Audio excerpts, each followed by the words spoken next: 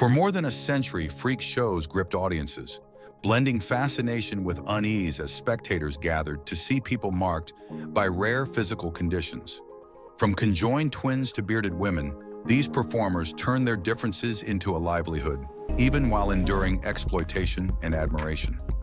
Yet behind the spectacle, their lives held deeper turmoil than crowds ever imagined. Who were these real circus figures, and what fates shaped them? Here are the 15 most frightening circus figures who genuinely existed in history. Number 15, the Missouri Giantess. Few figures in circus history cast a shadow quite as towering as Ella Young. Born in 1872 in the quiet rural town of Gorham, Missouri, nothing in her early childhood hinted at the extraordinary life ahead. Around the age of 9, however, her body began stretching upward at a startling pace.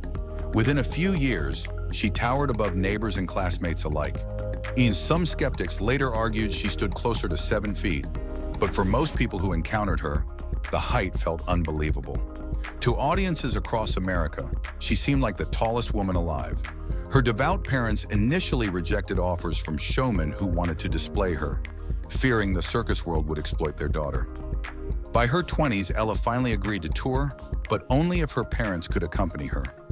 Billed proudly as the Missouri Giantess, she traveled through dime museums, appeared at Chicago's 1893 World's Fair, and later joined Barnum & Bailey, Sells Floto, and Buffalo Bill's Wild West show. Careful with her earnings, she eventually built a custom home with towering ceilings designed for her remarkable height. Number 14, Lou Ramperod. Few performers ever stepped onto a circus stage carrying a sight as unsettling as the one attached to Lou Ramperod. Fused directly to his chest was a parasitic twin, a lifeless torso with arms, just legs and even genitals, yet without a head or any sign of consciousness. The disturbing figure appeared almost like a second body emerging from his own. Promoters quickly realized the shock value and leaned into spectacle. The extra torso was sometimes dressed as a sister, a theatrical detail meant to stir curiosity among paying crowds. Truth mattered little to circus publicity. Although Lou was a practicing Muslim, showmen introduced him to Western audiences as a cheerful Hindu curiosity, a reshaping his identity to suit popular stereotypes. In 1888, a British promoter brought him to Europe, where audiences reacted with stunned fascination. By 189, he had crossed into America and began touring with the massive circus empires of Barnum and Bailey and the Ringling Brothers. His strange condition made him one of the most talked about attractions of the era, though the attention came wrapped in exploitation. Number 13, the Elephant Girl. Inside the noisy world of traveling sideshows, a Sylvia porteress stood out not through theatrics but through an unusual calm that seemed almost disarming. During the 1940s, she became known across American fairgrounds as the Elephant Girl, a name drawn from elephantiasis, the severe illness that caused her feet to swell to an extraordinary size. One foot grew much larger than the other, forcing her to move with a heavy, dragging limp that immediately drew attention from the crowd. Old photographs capture something striking about Sylvia's presence. While spectators gathered to stare at her swollen limbs, she often appeared composed, sometimes even offering a soft, patient smile. Rather than hide silently behind the spectacle, she addressed audiences herself before every performance. With quiet dignity, she explained the illness that shaped her life. Each talk ended the same way. "It's God's will, and there's nothing I can do about it." That brief sentence carried a calm acceptance few expected to hear inside a circus tent. Sylvia did not shrink beneath curious eyes. She faced them steadily, leaving behind a memory of courage rather than pity. Number 12, the Ohio Bigfoot Girl. Among the many unusual figures who passed through the circus sideshow circuit, few drew stunned reactions, quite like Fanny Mills, remembered widely as the Ohio Bigfoot Girl.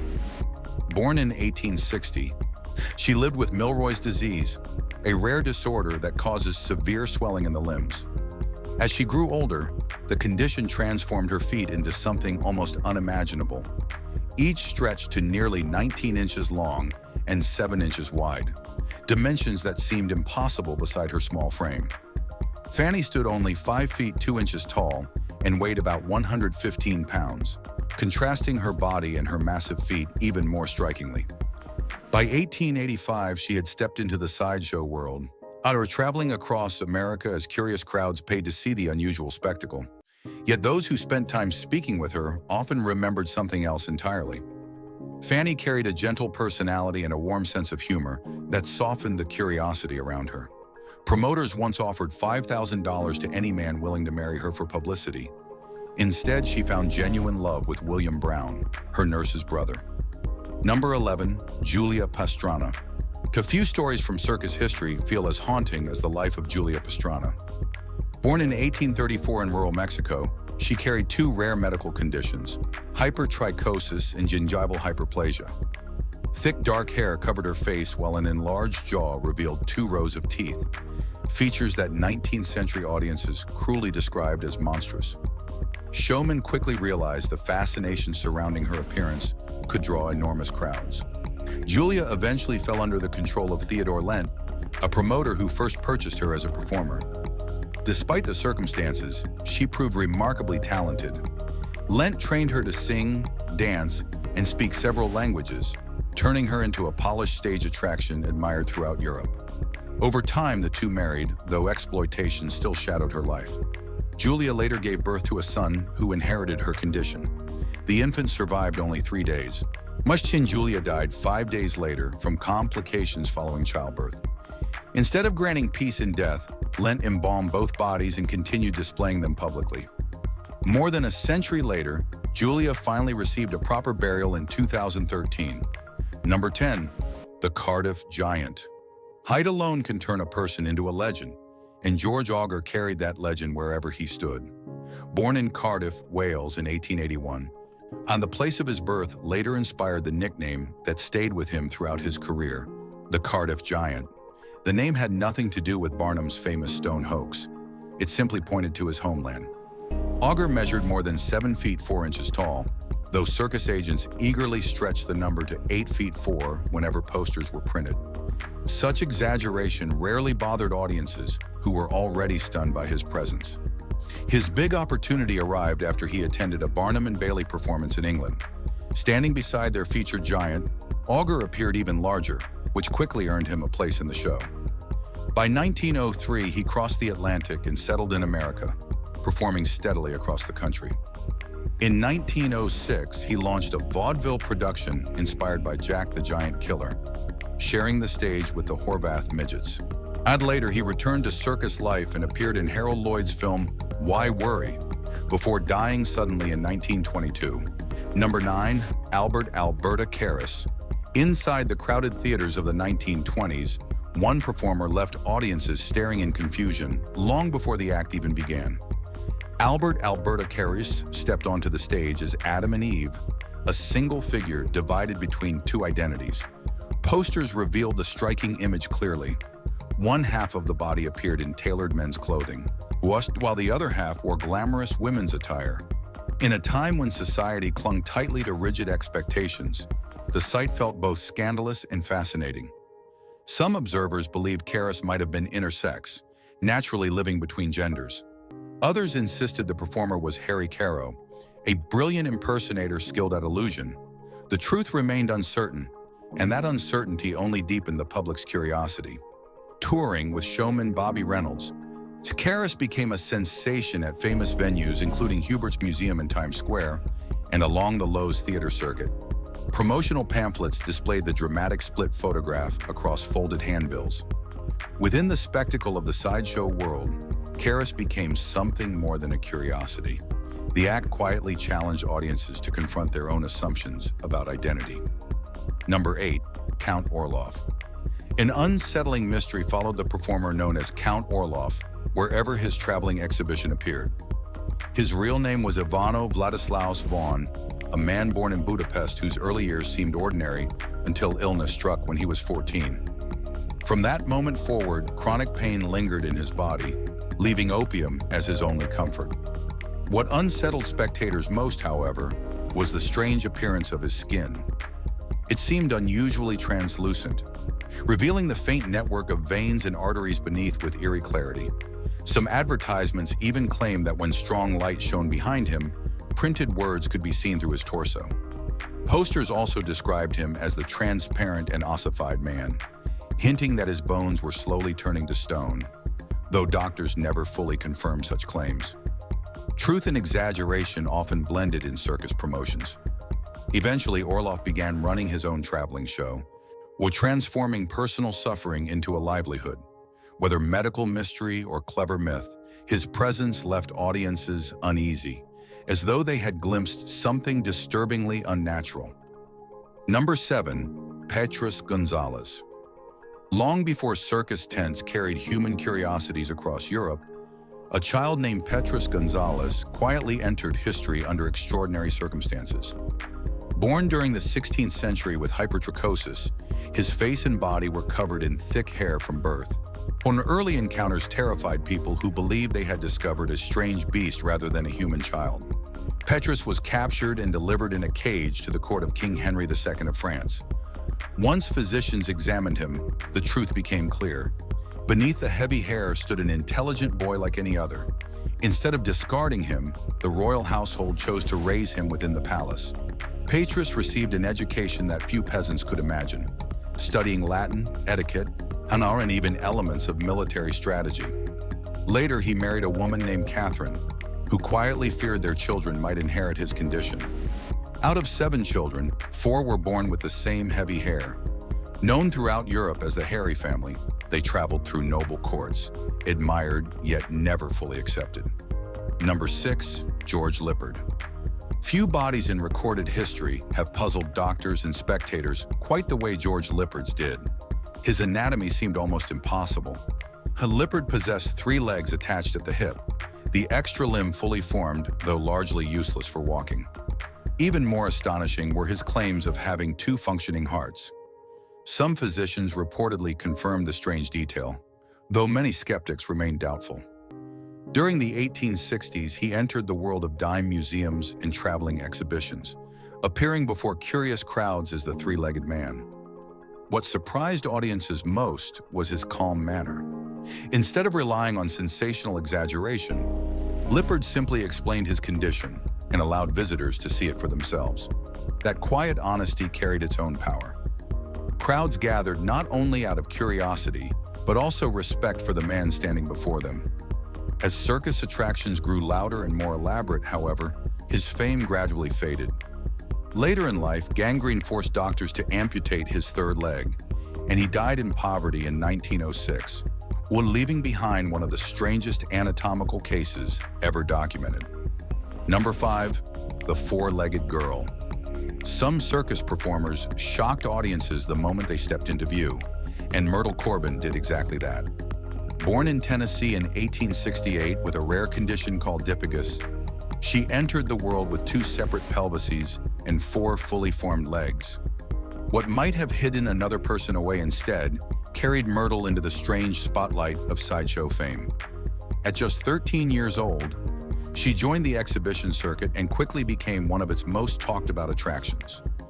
Crowds leaned forward in disbelief as she demonstrated something few thought possible, moving each of her 4 legs independently while physicians gathered nearby, hoping to study her unusual anatomy.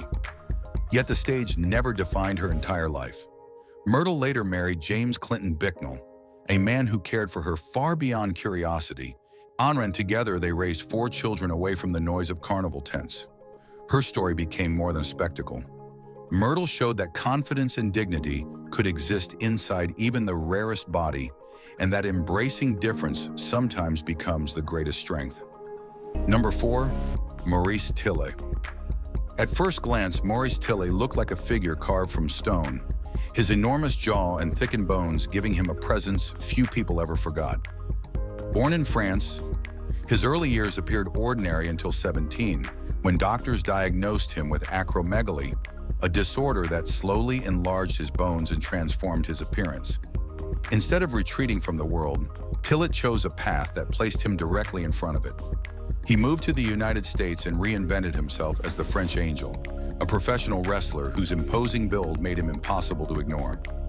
Inside the ring, he dominated opponents and eventually captured the American Wrestling Association World Heavyweight title, filling arenas with roaring crowds. Away from the spotlight, however, Maurice revealed a gentler side. He spoke several languages, loved literature, and even wrote poetry. Pain often followed the changes in his body, yet he rarely complained. Before he died in 1954, sculptors created life masks of his face, later rumored to inspire the look of the character Shrek. Number 3, or the Alligator King. Danger and spectacle followed Tahardis almost from the moment he could stand before a crowd. Born in Marrakesh during the 1950s, he grew up surrounded by street performers who filled the city's marketplaces with daring acts and loud applause. Tahar seemed destined for that world. By the age of 6, he had already begun performing, first charming snakes and later astonishing onlookers with feats of strength. As a teenager, he stunned spectators by earning a Guinness World Record after balancing 12 men, more than 2,000 pounds across his back. His life shifted dramatically during the 1980s when he met professional wrestler Bob Tiger in Florida. Tiger introduced him to the dangerous skill of alligator wrestling. Tahar embraced the challenge and blended the craft with his own theatrical style, eventually earning the titles Moroccan Master and Alligator King. By the late 1980s, he performed with the Ringling Brothers Circus and later appeared nightly in Las Vegas, transforming raw danger into unforgettable spectacle. Number 2, Rick Genest. Modern sideshows may not always sit beneath circus tents, yet figures like Rick Genest prove that fascination with unusual bodies never truly disappeared. Known around the world as Zombie Boy, he transformed nearly his entire body into living artwork through tattoos designed to resemble a human skeleton.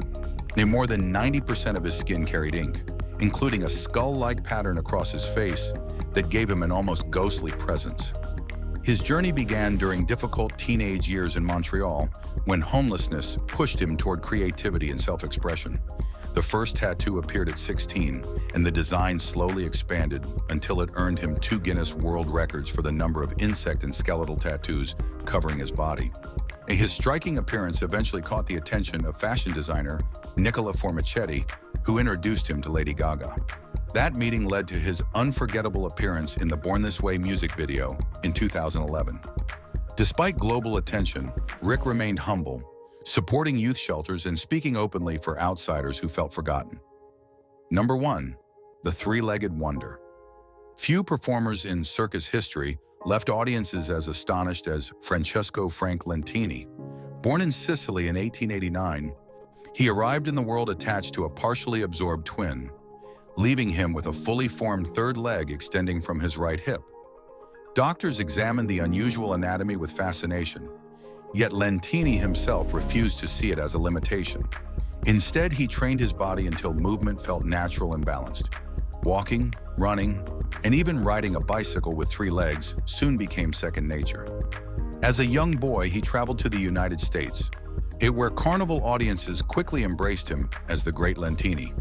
His performances blended athletic skill with humor, kicking footballs and leaping hurdles before astonished crowds. Life beyond the stage proved just as remarkable. Lentini became an American citizen, married, raised children, and later purchased land back in Italy. His story never centered on deformity alone. It became a powerful reminder that resilience and confidence can transform even the strangest circumstances into triumph. If you've enjoyed this video, be sure to like, share, and subscribe. Thanks for hanging with us, and we'll see you very soon.